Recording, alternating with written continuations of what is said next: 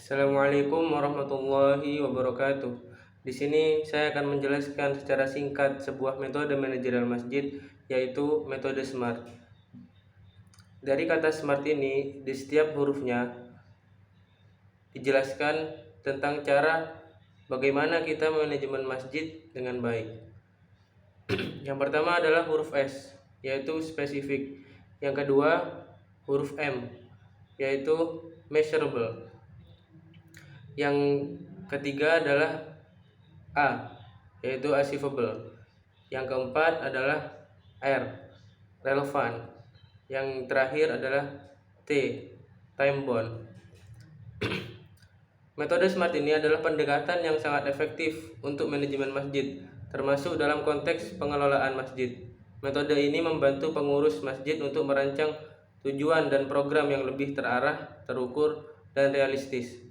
Saya akan menjelaskan beberapa penerapan metode SMART dalam manajerial masjid.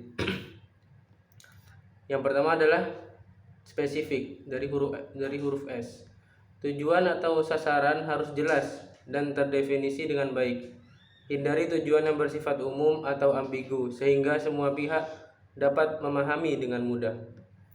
Seperti kita harus tahu apa yang ingin dicapai, mengapa hal ini penting, siapa yang bertanggung jawab, di mana atau konteks apa tujuan ini dijalankan.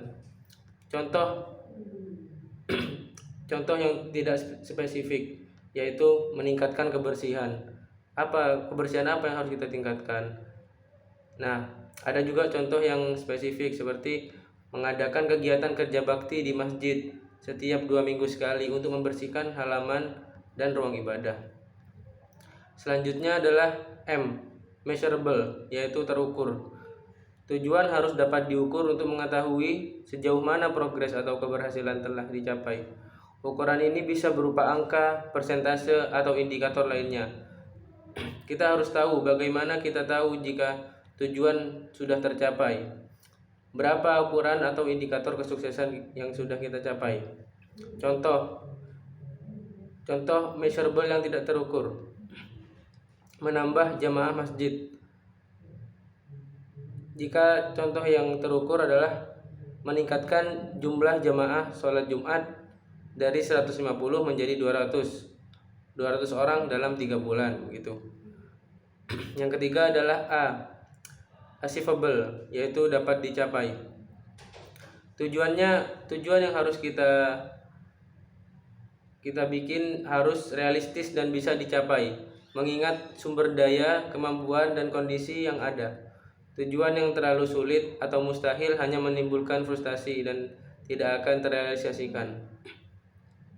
Kita harus tahu apakah tujuan ini realistis, apakah kita memiliki sumber daya yang cukup seperti waktu, tenaga, dan dana.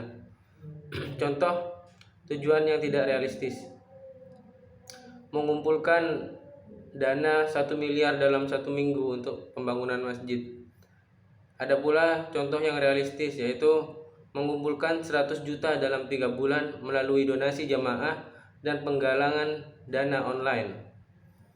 Yang keempat yaitu relevan dari huruf R.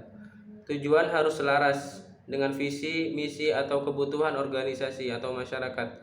Hal ini memastikan bahwa setiap upaya memiliki dampak positif dan bernilai penting. Apakah tujuan ini relevan dengan kebutuhan atau prioritas? Apakah tujuan ini mendukung visi jangka panjang atau tidak? Contoh yang tidak relevan adalah menyediakan fasilitas olahraga di masjid tanpa konsultasi kebutuhan jemaah. Contoh yang relevan adalah mengadakan program edukasi kesehatan untuk jemaah masjid. Yang terakhir adalah time bound atau batasan waktu. Tujuan harus memiliki batas waktu yang jelas untuk penyelesaian sehingga memberi motivasi dan fokus dalam pencapaiannya. Kapan tujuan ini harus selesai? Berapa lama waktu yang dibutuhkan? Contoh yang tidak berbatas waktu, menyelesaikan renovasi masjid. Kita tidak tahu kapan renovasi masjid itu selesai gitu. Yang berbatas waktu yaitu menyelesaikan renovasi ruang wudhu dalam waktu 2 bulan saja. Jadi, metode SMART ini membantu merancang tujuan yang jelas, terukur, realistis, relevan, dan memiliki tenggat waktu.